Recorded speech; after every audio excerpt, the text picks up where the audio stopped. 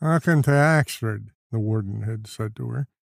He then leaned back in his large leather chair and smirked uncontrollably. Natalie Barrett stood before the desk in her orange jumpsuit, hands shackled. She raised them as high as she could. "I must admit," she glared at the warden, "I didn't expect this." "Not sure what you expected, Miss Barrett. This isn't a spa. You screwed that up for yourself." The prisoner said nothing in response.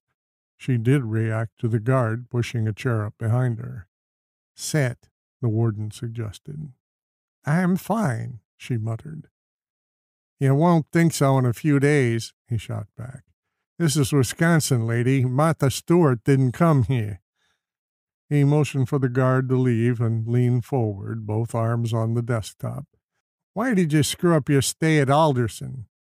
"I didn't like being a sitting duck," she smiled. "Somebody after you?" "Everybody has somebody after them." Her eyes dropped to the floor. "If you felt you was in danger, you could have said so. You didn't have to set fire to your mattress and endanger others around you."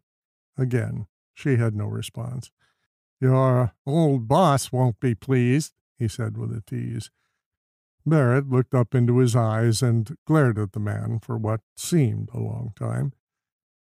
"You think he is my boss?" she laughed. "He's nobody. We're finished with him like everyone else." Her eyes became stone as she paused. "He's not my boss," rolled from her in a growl. "And he's not who the guy is after." "You're a smart woman, Barrett." The warden said it like it was difficult for him. "Who do you think is after you?" Natalie Barrett rocked her head and tilted it to one side. "We'll see," she said softly. "Nobody can get you in here, Miss Barrett. Nobody." The instrument chirped and danced around on the tabletop for nearly a full minute.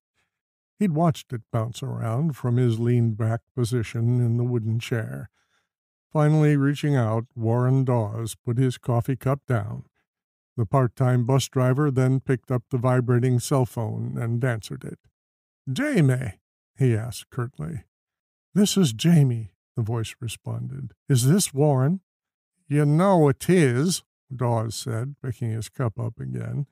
"What can I do for you?" "Are you still into wet work?" the caller asked in a matter-of-fact tone. "That depends, my friend," Dawes answered calmly. "Who do you represent?" "You worked with us before in Arkansas in 14? "Okay," the man responded. The strange voice and name meant nothing to him, but that date sure did. "How deep is this job?" he asked. "We need one individual sanctioned." "One?" "Yeah, just one.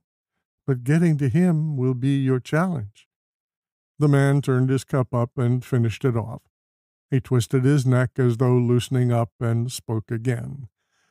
"Particulars to box 826, and then call me in a week," he told this voice, calling itself Jamie. "We'll talk then." Prisoner number 37624-88 responded to a knock on the wall of his cell in the maximum security wing of Oxford, Wisconsin's federal correctional facility. A wrinkled note appeared through the crack near his wall-mounted bunk. Propelled by a soft draft of air, blown through a plastic straw, the folded paper jutted out through the broken concrete. Reaching up, the prisoner pulled the paper from the wall.